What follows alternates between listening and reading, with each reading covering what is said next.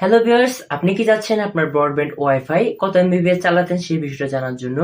আমরা প্রত্যেকের বাসায় কিন্তু বর্তমানে কিন্তু আমরা ওয়াইফাই ব্রডব্যান্ড কিন্তু নিয়ে আসছি। আমরা প্রত্যেকে কিন্তু এখন ব্রডব্যান্ড ওয়াইফাই কিন্তু ইউজ করতেছি।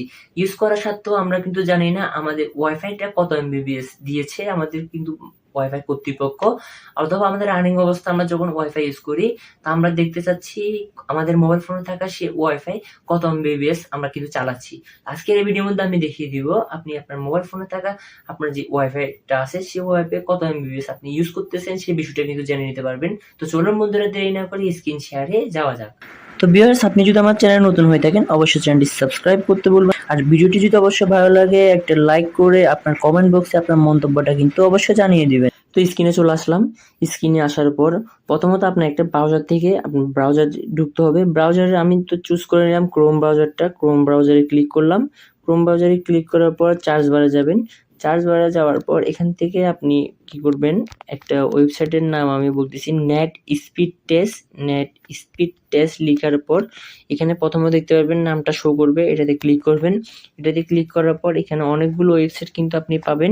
এখান থেকে আপনি প্রথমত দেখতে পাবেন ফাস্ট.com। ফাস্ট.com-এ যদি ক্লিক করেন, ফাস্ট.com ওয়েবসাইটে ক্লিক করার পর আপনি কত এমবিপিএস চালাচ্ছেন আপনার ওয়াইফাইটা সেটা কিন্তু এখান থেকে কিন্তু শো করবে।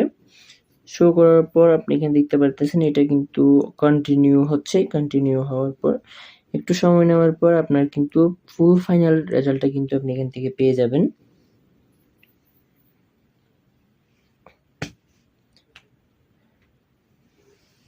তো এখানে দেখতে পাচ্ছি your internet speed is 12 Mbps. 12 Mbps. তো এখানে নিচে অপশন একটা আছে শো মোর ইনফো, এটাতে ক্লিক করবেন।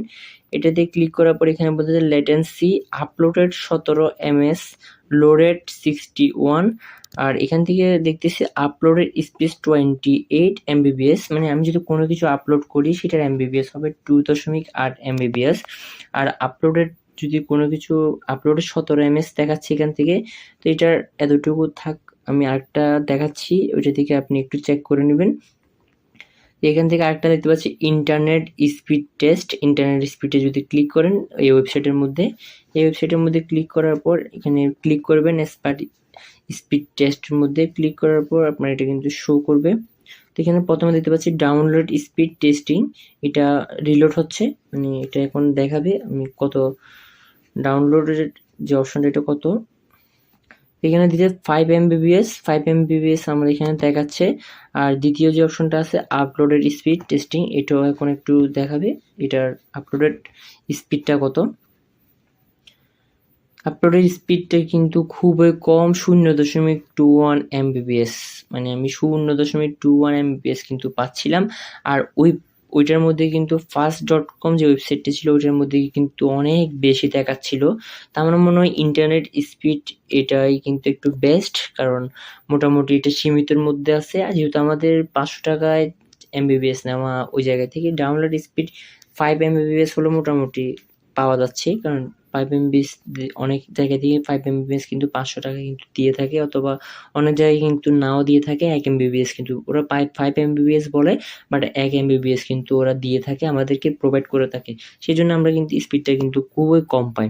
এভাবে আপনি কিন্তু চেক করে নিতে পারবেন আপনার এমবিপিএস কত এমবিপিএস পাচ্ছেন আপনি আপনার ওয়াইফাই থেকে।